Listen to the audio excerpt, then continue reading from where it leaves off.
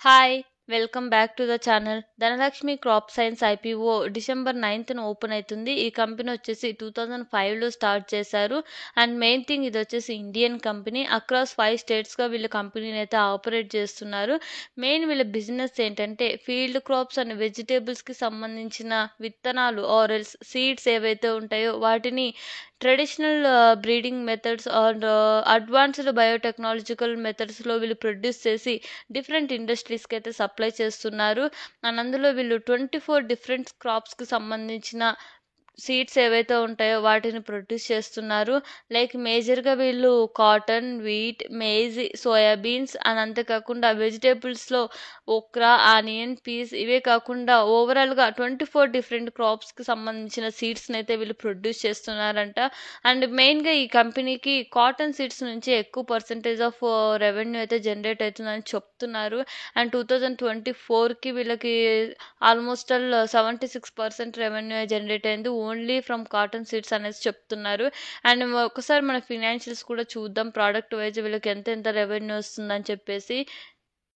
స్క్రీన్‌లో చూసినట్లయితే only from cotton seeds నుంచే వీళ్ళకు 11,400 లాక్స్ వస్తుంటే, బజ్రా సీడ్స్ నుంచి 82 లాక్స్ అండ్ మైజీ సీడ్స్ నుంచి 146 లాక్స్ అండ్ 64 లాక్స్ వచ్చి సోయా బీన్స్ నుంచి, 55 లాక్స్ వచ్చేసి మస్టర్డ్ సీడ్స్ నుంచి వస్తుంది. మీరు అబ్జర్వ్ చేసినట్లయితే ఓన్లీ ఫ్రమ్ కాటన్ సీడ్సే వీళ్ళకి ఎక్కువ రెవెన్యూ వస్తుంది. ఇప్పుడొచ్చేసి మనం స్టేట్ వైస్ చూద్దాం వీళ్ళ రెవెన్యూ ఎలా ఉందో. తెలంగాణ నుంచి 10,141 లాక్స్ వస్తుంటే, గుజరాత్ నుంచి 1,000 లాక్స్, రాజస్థాన్ నుంచి 317 లాక్స్, మహారాష్ట్ర నుంచి 427 లాక్స్, హర్యానా నుంచి 61 లాక్స్ అయితే వీళ్ళకి రెవెన్యూ జనరేట్ అవుతుంది.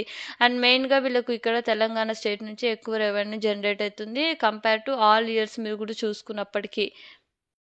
ఇప్పుడు ఓవరాల్‌గా మనం అబ్జర్వ్ చేసినట్లయితే 2023 మార్చ్ అండ్ 2024 మార్చ్‌కి వీళ్ళకి వీళ్ళ రెవెన్యూ వచ్చేసి 37% అయితే ఇంక్రీజ్ అయింది. అండ్ ప్యాట్ కూడా 55% అయితే ఇంక్రీజ్ అయింది. స్క్రీన్‌లో మీరు చూసినట్లయితే వీళ్ళ revenue year on year increase అయితూ వస్తుంది. అలానే ప్యాట్ పర్సెంటేజ్ కూడా ఇయర్ ఆన్ ఇయర్ ఇంక్రీజ్ అయితూ వస్తుంది. అసెట్స్ కూడా ఇయర్ ఆన్ ఇయర్ ఇంక్రీజ్ అవుతున్నాయి. ఇది ఒక ఇన్వెస్టర్‌కి పాజిటివ్ అని చెప్పొచ్చు. బట్ వీళ్ళ బారోయింగ్స్ వచ్చేసి 2022లో 900 లాక్స్ ఉంటే వీళ్ళకి 2023 అండ్ 24కి చాలా తగ్గాయి వీళ్ళ లోన్స్ ఆర్ అప్పులు. అండ్ 2024కి మళ్ళీ ఇంక్రీజ్ అయినాయి. ఆల్మోస్ట్ 768 లాక్స్ ఉన్నాయి. బట్ ఓవరాల్‌గా వీళ్ళ అప్పులు చూసుకున్నట్లయితే కంపెనీ చిన్నదే బట్ అప్పులు కొంచెం ఉన్నాయి. హెవీగా కూడా లేవు. వీళ్ళ డిప్ట్ ఈక్విటీ రేషియో వచ్చేసి 0.06% అయితే ఉంది. అండ్ ఆర్ఓఈ వచ్చేసి రెవెన్యూ ఆన్ ఈక్విటీ వచ్చేసి 33% మెయింటైన్ అవుతుంటే, ఆర్ఓసీ వచ్చేసి 39% మెయింటైన్ అవుతుంది. ఆర్ఓఎన్‌డబ్ల్యూ వచ్చేసి 28% అండ్ ప్యాట్ మార్జిన్స్ వచ్చేసి 7% అయితే మెయింటైన్ అవుతున్నాయి. Coming to the peer group, మంగళం సీడ్స్ లిమిటెడ్ వచ్చేసి రెవెన్యూ ఫ్రమ్ ఆపరేషన్స్ 10,000 లాక్స్ పైగా ఉంటే, అప్సైడ్ సీడ్స్ నుంచి 13,300 లాక్స్ పైగా ఉంది. And Dhanalakshmi crop science limited వాళ్ళు 6,300 లాక్స్ పైగా అయితే మెయింటైన్ అవుతుంది. And NAV per equity share చూసినట్లయితే ధనలక్ష్మి క్రాప్ సైన్స్ లిమిటెడ్కి తక్కువ ఉంది అండ్ మిగతా కంపెనీస్కి ఎక్కువ పర్సంటేజ్ ఉంది.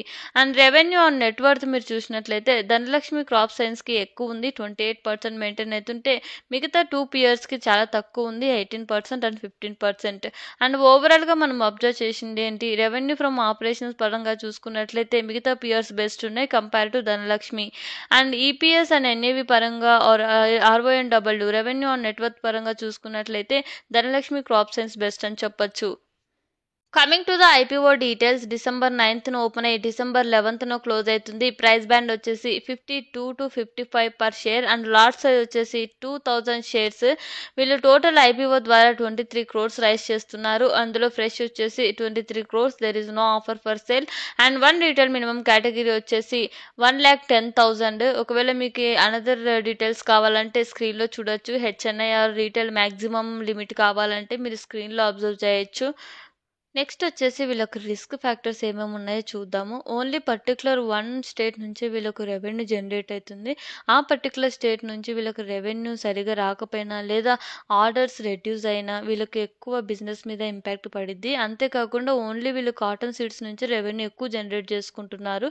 సో ఈ క్లైమేట్ చేంజ్ వల్ల లేదా వెదర్ చేంజ్ వల్ల ఆ కాటన్ సీడ్స్ ఆర్డర్స్ రెడ్యూస్ అవ్వడం లేదా ఎక్కువ సప్లై చేయలేకపోవడం ఇలాంటివి జరిగినప్పుడు కూడా వీళ్ళ బిజినెస్ మీద ఇంపాక్ట్ పడిద్ది. నేనైతే లాంగ్ టర్మ్‌కి అయితే ఇన్వెస్ట్ చేయాలి అని అనుకోవట్లేదు. బట్ ఐపీఓలో అయితే పార్టిసిపేట్ చేస్తాను. As of now grey market premium వచ్చేసి 45% అయితే మెయింటైన్ అయితుంది.